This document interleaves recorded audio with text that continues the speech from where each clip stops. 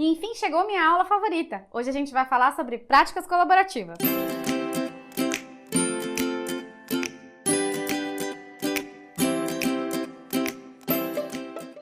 Para você que nunca ouviu falar de práticas colaborativas, eu posso defini-las de uma maneira muito resumida como um meio de resolução de conflitos não adversarial, extrajudicial e multidisciplinar. Essa abordagem, composta por advogados, terapeutas e financistas, além dos próprios clientes envolvidos na resolução do conflito, na solução conjugal, servem para trazer maior efetividade às decisões, a alinhavar os acordos de uma maneira mais sólida e consistente e prática. Porque muito do que a gente vê no judiciário não é exatamente o que os nossos clientes vivem na prática, não é o que a gente vê ser aplicado. Eu vou explicar. Quando eu conheci as práticas colaborativas, eu era uma advogada dentro da caixa, mas querendo sair. Eu não entendia muito bem como que as sentenças, mesmo tecnicamente adequadas, podiam não surtir efeito na vida dos meus clientes. Um exemplo básico, assim, é dizer que numa guarda compartilhada, meu cliente era doido pela bendita da guarda compartilhada. Tudo bem, fiz o processo, advoguei em favor dele, ouvi quais eram as demandas que ele tinha, e aí, efetivamente, conseguimos a guarda compartilhada. Sabe o que ele fez com a decisão? Imprimiu, guardou na carteira e continuou exercendo a paternidade dele como ele sempre exercia, que não era lá o que eu chamaria de guarda compartilhada efetivamente. Independentemente da negligência que eu considero que esse cliente tinha em relação ao cuidado com a própria filha, isso é uma dinâmica dele, eu não tô aqui para julgar, é muito comum que os clientes voltem para o escritório com a sensação de que, mesmo quando ganham o processo, de que tem alguma coisa errada, de que o processo demorou muito, que a perda emocional e energética que ele teve durante aquele procedimento como um todo foi muito além do que aquilo que ele ganhou. E foi exatamente por essa sensação, por ter essa sensação, que o Stu Webb, que é o precursor das práticas colaborativas, lá nos anos 90, em Minneapolis, resolveu mudar o jeito dele advogar. Junto com um amigo, Ron Wolski, eles decidiram não mais participar de processos adversariais. A partir daquele momento, eles só trabalhariam de maneira colaborativa. Eles convidariam outros advogados a trabalharem de uma maneira completamente diferente e fora da caixa o divórcio de quem quer que fosse até o escritório deles, de quem quer que os procurasse para resolver questões de direito de família. Do outro lado dos Estados Unidos, lá na Califórnia, Pauline Tesler e Peggy Thompson, que eram então psicólogas de terapeutas de família, que notavam a dificuldade que seus clientes tinham de chegar a uma conclusão no consultório para ato contínuo, o advogado desconstruir tudo aquilo que havia sido construído nas terapias de família, inclusive em épocas de separação. Então, esse quarteto fantástico unido nos Estados Unidos em prol de uma advocacia eficaz, colaborativa, de boa-fé, de autorresponsabilidade, de mundo ideal e absolutamente fora da caixa, resolveram se unir e propagaram os seus ensinamentos, as suas técnicas para o Brasil, inclusive. Em 2010, as práticas colaborativas foram vencedoras do prêmio Inovar e trazidas pela mão da Olivia Fuchs, que foi até lá fora, beber na fonte com o Stu, com o Ron, com a Pauline, com a Peggy, para entender como funcionava na prática essa história de prática colaborativa. Isso não só no Brasil, mas no mundo. Porque também, em 2009, salvo engano, na França também houve a disseminação das práticas colaborativas, que logo virou uma febre na Europa, e como um todo, o Brasil inteiro já conhece um pedacinho do que seria esse mundo ideal, completamente fora da caixa. E aí você deve estar se perguntando, ok, já entendi que essa é a 8ª maravilha do mundo e que a gente precisa implantar isso no direito de família para ontem. Mas é importante dizer que as práticas não servem exclusivamente para aplicação no direito de família. Existem outros tipos de conflito trazidos pela área civil ou até pela área societária que podem facilmente ser tratadas pelas práticas colaborativas.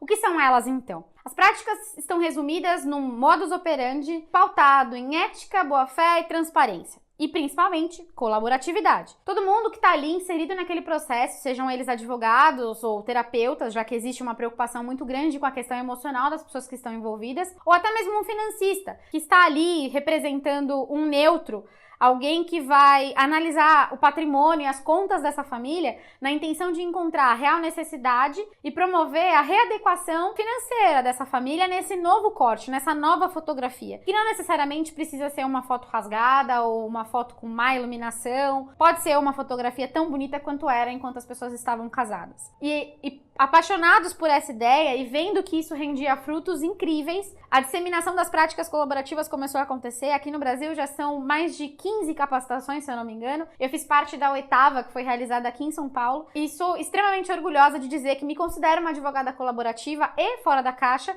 e que isso veio de maneira muito natural. Quando eu acabei a pós-graduação, em 2015, se eu não me engano, eu tive um contato muito rápido com algumas práticas de resolução de conflitos alternativas. A mediação, a arbitragem no direito de família, que ainda era uma situação pouco discutida, e tudo isso me fazia querer mais. Eu achava que os métodos oferecidos eram muito bons, que a questão da comunicação não violenta funcionava, mas para mim faltava uma estrutura. E essa estrutura eu fui encontrar quando conheci as práticas colaborativas através de um encontro informal com uma advogada paulista, Mônica Andrade Gama, que é hoje presidente da Comissão de Práticas Colaborativas da OAB São Paulo, com quem eu tenho a honra de aprender diariamente junto com outras profissionais incríveis. Nesse meu encontro com a Mônica, o que eu percebi é que eu já atuava colaborativamente, eu já depositava na parte contrária, no advogado da parte contrária, a boa-fé que eu espero ver todos os dias em todas as áreas, não só dentro da advocacia. Eu já esperava e já compartilhava documentos, compartilhava uma negociação transparente e sincera. Não uma negociação com base na barganha, onde eu tenho uma margem, uma gordura ali para discutir, para fazer chantagem emocional. Não, uma coisa simples, uma coisa que eu já fazia nas minhas petições, por exemplo, que é quando eu coloco lá o que eu preciso a título de alimentos e vou brigar por aqueles alimentos que eu estou requerendo, nem mais nem menos, mas justificando que aquilo que eu estou pedindo é exatamente aquilo que eu preciso. E o princípio, então, da verdade real dos fatos é exatamente o que o nome já diz, é primar pela realidade, por aquilo que acontece na vida das pessoas, sem considerar que eventualmente eu tenha margem de barganha, seja ela material, emocional. Eu não tô ali para brincar, eu tô ali para dizer pro juiz qual é a real necessidade do meu cliente e é por isso que eu vou brigar. Porque eu acredito no direito dele e acredito na justiça que o Poder Judiciário tem para imprimir naquela situação de fato. Só que quando você faz isso a várias mãos, o desenho é muito melhor. O cenário novo construído é infinitamente melhor do que aquilo que o Judiciário tem para oferecer. Então, embora eu ainda seja muito favorável a sessões de conciliação, sessões de mediação, outros métodos alternativos de resolução de conflito, eu encontrei nas práticas colaborativas algo que fazia muito sentido para mim como profissional e como pessoa também. Porque imprime ali o que eu considero como valor. Se você tiver coerência, bons advogados que saibam interpretar texto, autorresponsabilidade e paciência, que são itens que eu venho falando durante todas as aulas, a chance de você construir um acordo limpo, claro, eficaz, muda a vida não só do advogado que está ali trabalhando e aprendendo, mas também das partes que estão inseridas nesse contexto e se melhorando para poder fazer parte desse novo contexto, desse novo desenho e seguirem com as suas vidas. Que traumático a gente sempre sabe que vai ser, mas existem meios da gente reduzir essa dor, existem meios da gente planejar como esse divórcio vai se dar, só que infelizmente as práticas colaborativas não são para todo mundo. E quando eu descobri isso, fiquei um pouco decepcionada. Mas tudo bem, o fato da gente estar aqui discutindo as práticas colaborativas, descobrindo como advogar fora da caixa e tudo mais, só me mostra que talvez um dia vai ser possível sim tratar todos os casos do judiciário com práticas colaborativas. E o Ministério Público vai ser simplesmente o que ele deveria ser desde sempre. Um fiscal da legislação, do bem-estar dos menores, vai cuidar dos vulneráveis de maneira adequada. Assim como o Estado, que não vai interferir além da conta na vida do particular e que vai respeitar quais são as questões internas daquele núcleo familiar, ainda que aquilo seja um pouco estranho, que pareça um pouco alheio ao que é habitual. Eu sonho com um dia em que o judiciário olhe para cada processo e não veja uma vala comum. E talvez esse mundo ideal nunca vá acontecer, ele nunca vai existir, mas enquanto sonhar não paga imposto, eu tô por aqui. Quando eu falo que as práticas não são para todo mundo, o que eu tô querendo dizer é que nem todo mundo tem espiritualidade, energia, paciência, ou é tão coerente e esteja disposto a interpretar o texto da minuta de uma maneira adequada. Então, infelizmente, práticas não são para todo mundo. Mas não significa que mesmo sem as práticas eu não possa atuar de maneira colaborativa. Porque atuar de maneira colaborativa é uma postura e não um exercício de um instituto. Sendo uma advogada habilitada para as práticas colaborativas, melhora significativamente a minha atuação quando eu não estou advogando num caso de práticas. Você pode ver aqui no material de apoio um vídeo que é disponibilizado na página do YouTube do Instituto Brasileiro de Práticas Colaborativas. Ele é super didático, tanto para os advogados, quanto para os terapeutas, como para as próprias partes, de uma maneira muito cuidadosa, delicada e numa linguagem muito acessível. Eu recomendo fortemente que você saia apresentando esse vídeo para Deus e todo mundo. Sim, porque muita gente acredita que ir para o judiciário resolver a questão do divórcio é o que importa. Óbvio que existem questões que envolvem muita mágoa, existem traições, existem divórcios que são feitos... A tomada de decisão é num supetão, sem nenhum planejamento, sem nenhum cuidado. Existe a questão financeira, a questão patrimonial. Tem uma série de nuances e questões mais delicadas que precisam ser ponderadas. Mas para trabalhar com práticas colaborativas, sendo muito sincera, o que a pessoa precisa ter é boa vontade e amor no coração. E de novo, vai parecer super utópico, mas quando eu quero dizer que a pessoa precisa ter boa vontade, é porque de fato dá muito trabalho. Existem acordos que demoram muito tempo para serem construídos, mas ainda assim, muito menos tempo do que resolver a questão no judiciário.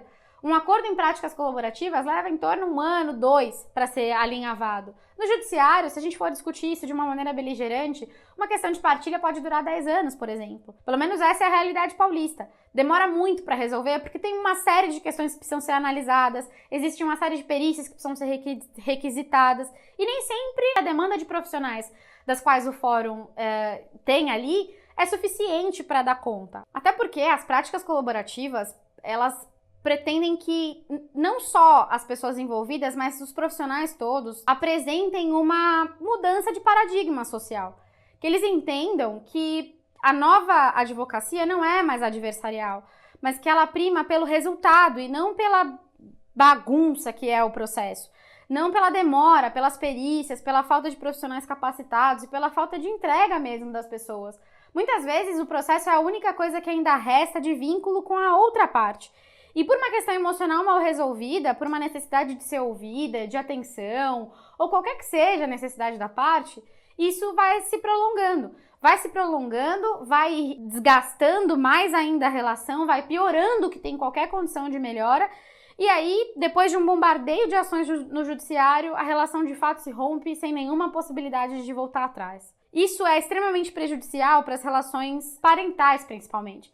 Porque o vínculo do divórcio, tudo bem, vai extinguir e aí os cônjuges não são mais obrigados a conviverem. Mas as crianças que são frutos dessa família, fatalmente vão sofrer e vão pagar o preço. É aí que entra o cuidado do coach, do terapeuta. Esse terapeuta que tem esse nome de coach, que embora esteja na moda, não é exatamente o que vendem, aqui no caso das práticas, ele vai estar atento à questão emocional. Ele vai ser como um terapeuta para cuidar exclusivamente da questão do divórcio. E existirão muitas reuniões onde os advogados vão conversar com os terapeutas e vão ter uma visão mais limpa do negócio.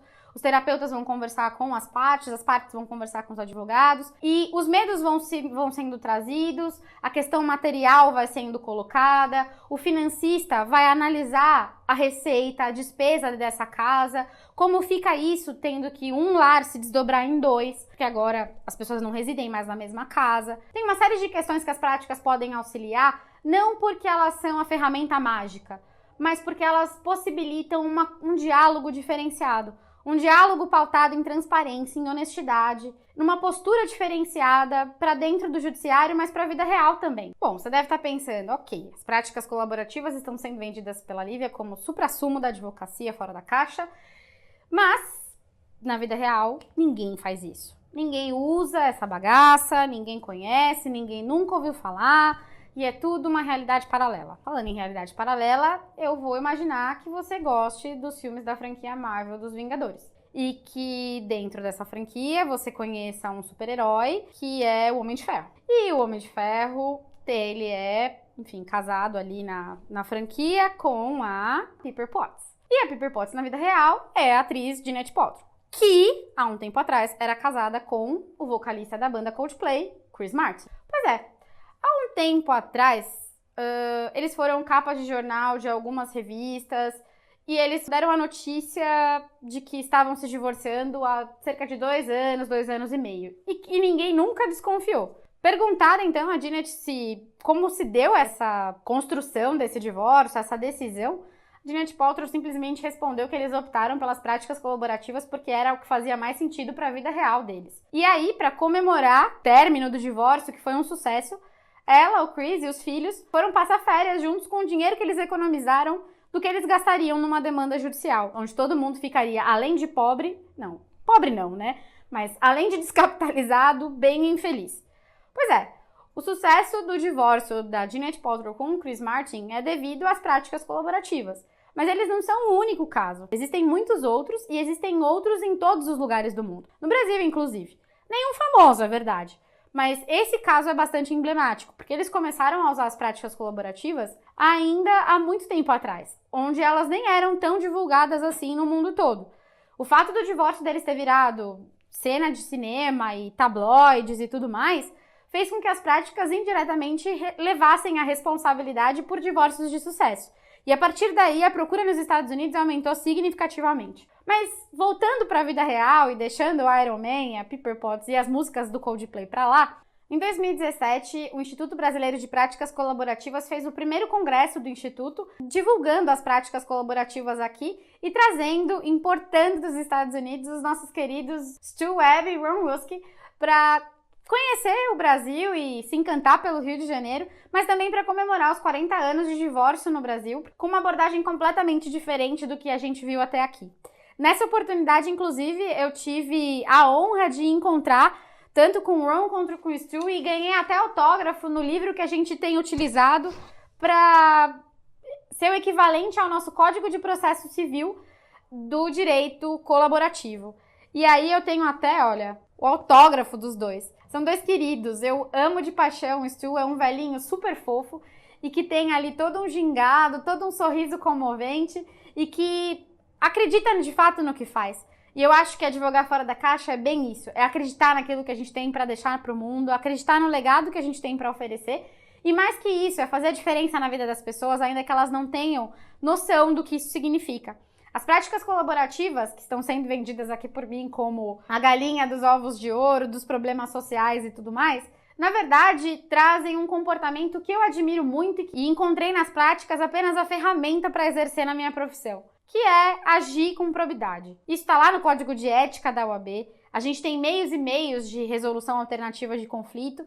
A gente pode começar ali na mesa do balcão, né, na famosa mesa da cozinha, que é onde as próprias pessoas sentam na mesa da cozinha, decidem o que querem e depois procuram um advogado só para validar isso do ponto de vista técnico. Aí a gente tem a mediação, que é quando um advogado, um terapeuta, vai intermediar essa solução desses conflitos apresentados pelos casais que estão ali querendo se separar com algumas questões mal resolvidas, mas que ainda assim dispostos a ouvir, dispostos ao diálogo, dispostos a ceder e a negociar efetivamente, mas com que de fato eles têm, sem margem para barganhas descabidas. Próximo passo são as práticas colaborativas, onde a gente vai ter aí a interdisciplinariedade a favor do todo, na intenção de construir um acordo que faça sentido a longo prazo, para que não seja perdido tudo isso. E aí, antes de judicializar e tornar isso um caos, a gente tem a negociação, que é quando os advogados intermediam a relação com os clientes e colocam aí as pretensões na mesa. E aí, óbvio, que na tentativa de tirar o emocional de jogo, a chance dessas negociações irem parar no judiciário é ainda maior. Ultimamente não tenho tido no escritório experiência nenhuma de negociação que tenha dado certo sem a intervenção judicial. Nem que seja para dar freio, nem que seja para estabilizar uma determinada situação, o que é muito triste, porque a necessidade da intervenção estatal para dar garantias que poderiam ser firmadas entre as partes num acordo de boa-fé, eu acho bastante triste. Por fim, tem o judiciário, que tem lá a primeira audiência de conciliação, de tentativa de conciliação, para colocar as partes de frente uma para a outra, mas depois de já terem tentado boa parte dessas negociações extrajudiciais. A chance disso dar certo é bem pequena. E aí o que acontece é o que a gente já sabe. Um entrave judicial, onde as provas vão ser acolhidas de uma maneira não necessariamente cuidadosa, porque o judiciário, a gente já falou milhões de vezes, está falido. Então, por mais que a gente encontre promotores bons, juízes bons, serventias boas, a chance do nosso cliente sair do judiciário não atendido na sua necessidade, não atendido na sua demanda, é gigantesca. E adivinha para quem é que ele vai reclamar? Pois é, para nós, meu querido amigo advogado. ele vai reclamar pra gente porque a expectativa dele em relação ao processo era outra. Ele queria que durasse menos tempo, ele queria resolver logo, ele queria se ver livre daquela situação, ou não. Muitas vezes ele queria mesmo era a reconciliação que ele sabe que nunca mais ele vai ter. E essa frustração é uma demanda emocional, não judicial. O ser humano é muito complexo. As práticas não são pra todo mundo, como eu falei antes, embora eu torça para que um dia sejam. Mas o que eu queria trazer aqui é esse pensamento fora da caixa que as práticas proporcionam. É muito importante para mim saber que existem ferramentas que eu ainda tenho para descobrir que possam enriquecer a minha advocacia e transformar a vida dos meus clientes de uma maneira positiva. Às vezes muito além do que aquilo que eles esperavam. Às vezes você é procurado para resolver uma questão de guarda e acaba resolvendo o restabelecimento de uma paternidade. Às vezes você acaba dando a oportunidade, através dessa mesma discussão da guarda, de um pai descobrir que ele tem deveres e obrigações e abraçar a causa. E se tornar o pai que, enquanto era casado, nunca foi. Tudo é uma mudança de cenário, tudo é uma quebra de paradigma constante. E aí, existem outros meios que a gente pode falar também. Diferente das práticas colaborativas, mas talvez que façam sentido para a realidade do seu dia a dia, para a sua realidade, para os seus valores. A gente tem aí o chamado direito sistêmico, que por algumas pessoas foi até chamado de direito holístico, mas que trabalha com a questão da energia, que trabalha com a questão das constelações familiares, que é trazido aí pelo Dr. Sam Storch, que é juiz da Bahia, que utilizou pela primeira vez em 2006 a técnica da constelação familiar, essa que por sua vez tem base nos estudos do alemão Bert Hellinger, que é nascido em 1925. A abordagem do direito sistêmica, obviamente, é sistêmica, na intenção de comportar na resolução do conflito todas as possíveis visões, todos os ângulos da situação que não foram possíveis serem analisados antes. Particularmente, eu nunca participei de uma sessão de constelação familiar dentro do judiciário, mas tenho ouvido de alguns amigos que faz sentido, outros que acham bem absurdo, mas sinceramente não importa. Eu falei super bem das práticas colaborativas e para você pode fazer sentido nenhum. Eu reitero. Aqui, meu papel é fazer você pensar fora da caixa, saber que existem outras possibilidades, outras ferramentas e que elas podem ser trazidas para você quando você menos esperar. A gente tem aí a questão dos Theta Healers. Já vi advogado Theta Healer também. Inclusive eu tenho curso, embora nunca tenha usado com os meus clientes. Mas o Theta Healing super me ajuda para poder perguntar para o meu cliente qual é o objetivo dele com as ações. Existe um processo no Theta Healing chamado digging, que em português significa cavando. Quando você cava a raiz do desejo do seu cliente, o que será que tem ali? Às vezes nem ele sabe. Às vezes é muito mais uma demanda emocional que, na expectativa de resolver de uma maneira mais rápida, ele procura o judiciário para ter respaldado ali uma pretensão que talvez no emocional ele vai demorar muito mais tempo para resolver ou talvez nem resolva. Essa demanda jurídica de encontrar novas ferramentas para trabalhar questões tão antigas como são os conflitos familiares não é, obviamente, só brasileira. No mundo inteiro a gente tem várias considerações, várias ferramentas trazidas, inclusive a prática colaborativa, a base, né, do direito sistêmico, que é a alemã. E não é diferente na França, que é o país onde eu costumo estudar, dedicar os meus estudos à prática do direito comparado. Lá a gente tem o droit participatif, que em português seria direito participativo. E esse procédure participative, que em português seria o procedimento participativo, que aí é uma cópia mais ou menos de como funciona no direito anglo-saxão. Isso basicamente significa que as partes dos advogados resolvem dar oportunidade para que o conflito seja resolvido de maneira consensual e avisam o judiciário, distribuem uma ação avisando que vão ficar um período com o processo suspenso para discutir essas questões.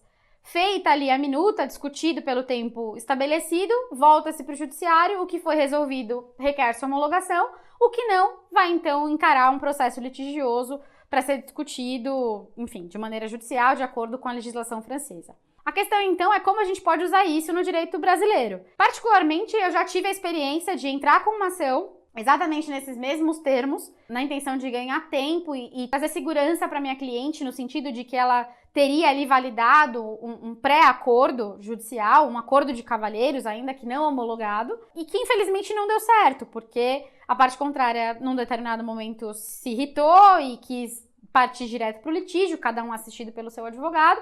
O processo foi convertido em litigioso e está aí no judiciário. Do ponto de vista prático, não deu certo. Mas do ponto de vista técnico, eu acho que deu. Porque Se você for analisar o marketing, a minha cliente ficou super satisfeita, mesmo não tendo conseguido um acordo frutífero, de eu ter utilizado uma ferramenta que não é muito usual. Mostrou pra ela que eu tinha domínio daquilo que eu tava fazendo. Mostrou pra ela que eu tinha pensado numa estratégia diferente, que por um momento a parte contrária até teve interesse, mas que infelizmente não deu certo, enfim, por N fatores. A verdade é que a gama de ferramentas que a gente tem, a importância da gente estar vinculado à academia, aos grupos de estudo, a estar sempre ouvindo o que tem de novo no mercado, é para engrandecer o nosso leque de ferramentas. E quando esse leque de ferramentas ele é enriquecido com ferramentas que fazem sentido pra gente, que traz os nossos valores, que trazem os nossos objetivos profissionais, a nossa advocacia, a nossa profissão só melhora.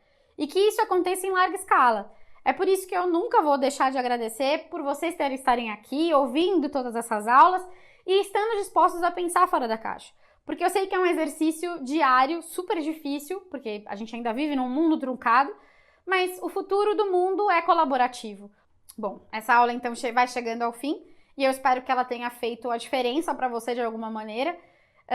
Vou falar para você se divertir com o material que a gente traz aqui no material de apoio, e que leiam os textos, porque eles são incríveis. Exercite a sua saída da caixa, faça grandes voos, e nas próximas aulas a gente vai tratar de temas específicos e super polêmicos do direito de família e das sucessões. Até lá!